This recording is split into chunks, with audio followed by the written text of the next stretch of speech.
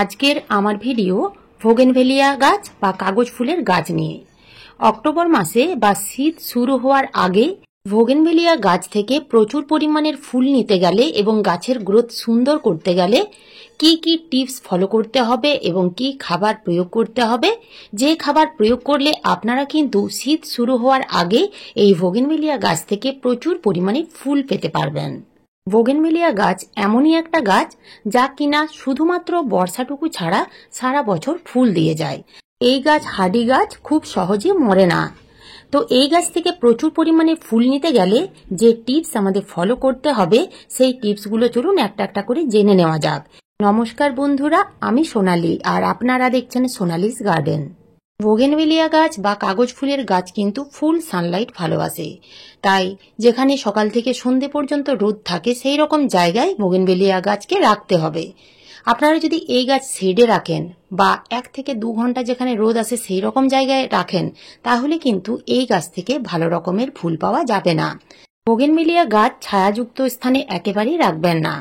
আপনি এই গাছে যতই খাবার দিন না কেন, যতই পরিচর্যা করুন না কেন, ফুল সানলাইটে যদি এই গাছ না রাখা হয় তাহলে কিন্তু এই গাছ থেকে আপনারা খুব ভালো রকমের ফুল পাবেন না। 2 নাম্বার টিপস হচ্ছে জল। এই গাছের মাটিতে আপনারা জল কেমন দেবেন, এই জলের উপর কিন্তু নির্ভর করে গাছে কতটা পরিমাণ ফুল পাওয়া যাবে। তো এই গাছের মাটিতে আপনারা এমনভাবে জল দেবেন যেন মাটি একেবারে প্যাচপ্যাচে না থাকে।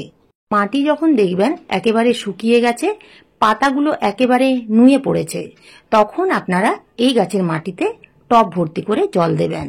আর গাছের মধ্যে যদি ফুল থাকে তাহলে কিন্তু সেক্ষেত্রে মাটি একেবারে শুকনো রাখা যাবে না, ফুলগুলো ঝরে যাবে। তাই সেই সময় মাটি স্যাঁতসেঁতে রাখতে হবে। গাছের মধ্যে ফুল না থাকলে যদি প্রত্যেকদিন জল দিয়ে যান তাহলে কিন্তু গাছে পাতার সংখ্যা বৃদ্ধি পাবে। গাছে পাতার সংখ্যা বৃদ্ধি পেলে এই গাছে ফুল একেবারে কম পাওয়া যাবে। তাই বোগেনভেলিয়া গাছ থেকে প্রচুর পরিমাণের ফুল নিতে গেলে জলের দিকটা কিন্তু খেয়াল করতেই হবে। 3 নাম্বার টিপস হচ্ছে ডাল কাটাই ছাঁটাই কিংবা পিঞ্চিং। তো বন্ধুরা, আপনারা যদি আগেই ডাল কাটাই ছাঁটাই করে রেখেছেন তাহলে এখন কিন্তু আর ভারী ডাল কাটাই ছাঁটাই করবেন না, শুধুমাত্র পিঞ্চিং করুন। কিন্তু যদি দেখেন আপনাদের গাছের ডালগুলো বেশ লম্বা হয়ে গেছে তাহলে আপনারা হার্ড প্রুনিং করতে পারেন, কিন্তু ফুল দেরিতে আসবে। আর যদি আপনারা হার্ড প্রুনিং করেছেন তাহলে পিঞ্চিং করুন, অর্থাৎ গাছের ডগাগুলো একটু করে কেটে দিন। এই গাছে যত বেশি পিঞ্চিং করবেন গাছ তত বেশি ঝোপালো হবে এবং তত বেশি ডাল ছাড়তে শুরু করবে। এই গাছে শুধু যে গাছের ডগাতেই ফুল ফোটে তা নয়, এই গাছের ফুল কিন্তু পুরো ডালেই ফোটে। তো আপনারা দেখতেই পাচ্ছেন গাছগুলোতে কিরকম ভাবে ফুল ফুটে আছে।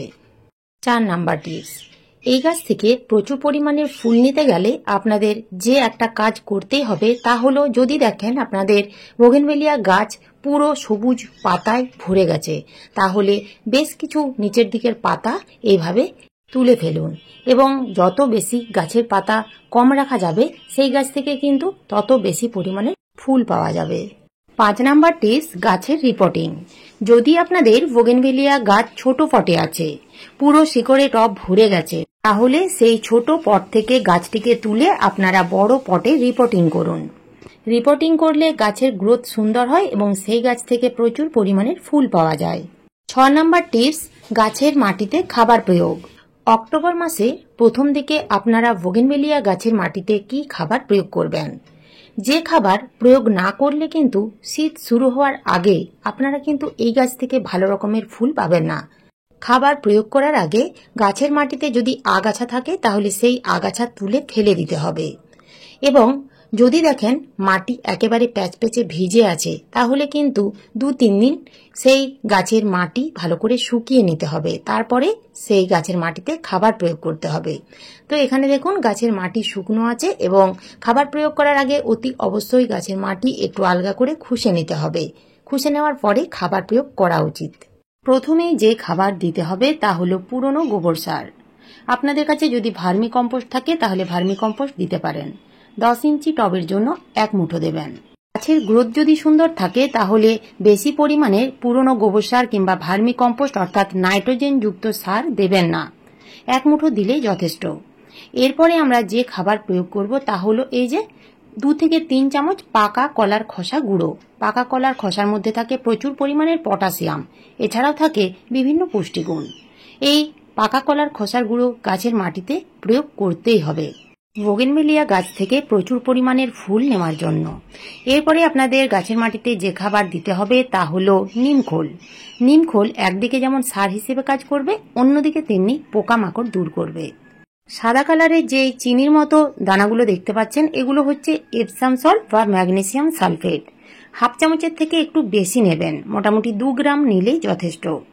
এই এপসাম সল্ট একদিকে যেমন গাছের গ্রোথ সুন্দর করবে, গাছে পাতা সবুজ রাখতে সাহায্য করবে, তার সাথে সাথে ফুলের কালার ধরে রাখতে সাহায্য করবে। আর এই খাবারটা হচ্ছে অনুখাদ্য।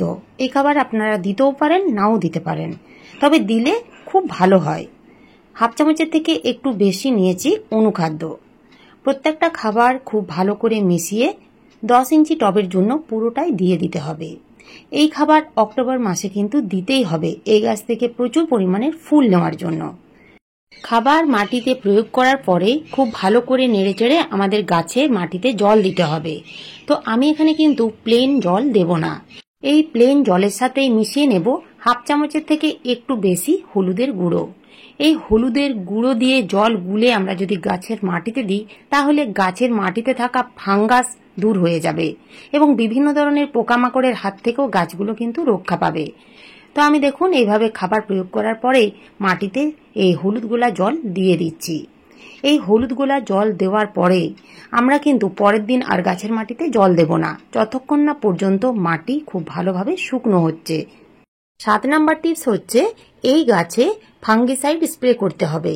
আপনাদের হাতের কাছে যে ফাঙ্গিসাইড থাকবে সেই ফাঙ্গিসাইড স্প্রে করতে পারেন 15 দিনে একবার। সেক্ষেত্রে আপনারা স্যাপ বা বেবিস্টিন ব্যবহার করতে পারেন। এগুলো যদি হাতের কাছে না থাকে তাহলে 1 লিটার জলে 1 চামচ হলুদের গুঁড়ো ভালো করে গুলে ঝাঁকিয়ে ছেঁকে নিয়ে 10 দিন অন্তর পুরো গাছে ডালে পাতায় স্প্রে করতে পারেন, তাতেও কিন্তু খুব ভালো কাজ দেবে। তাছাড়াও বেকিং সোডা ব্যবহার করতে পারেন। 1 লিটার জলে হাফ চা চামচের থেকে একটু কম দিয়ে ভালো করে ঝাঁকিয়ে পুরো গাছে স্প্রে করতে পারেন 10 থেকে 12 দিন অন্তর। তো সেক্ষেত্রে কিন্তু আপনারা বেকিং সোডার পরিমাণ কম নেবেন, অতিরিক্ত বেকিং সোডা দেবেন না। এই বেকিং সোডা একদিকে যেমন কীটনাশক হিসেবে কাজ করবে, অন্যদিকে তেমনি ছত্রাকনাশক হিসেবেও খুব ভালো কাজ দেবে। তো অক্টোবর মাসে এই খাবারগুলো এবং এই টিপসগুলো ফলো করে দেখুন, শীত পড়ার আগেই আপনারা কিন্তু গাছ ভরে ফুল পাবেন। তো এই ছিল আজকের আমার এই ভিডিওটা ভালো লাগলে একটা লাইক অবশ্যই দেবেন, কমেন্ট করতে ভুলবেন না। নতুন বন্ধুরা আমার চ্যানেলটিকে সাবস্ক্রাইব করে পাশে থাকার অনুরোধ রইল। ধন্যবাদ।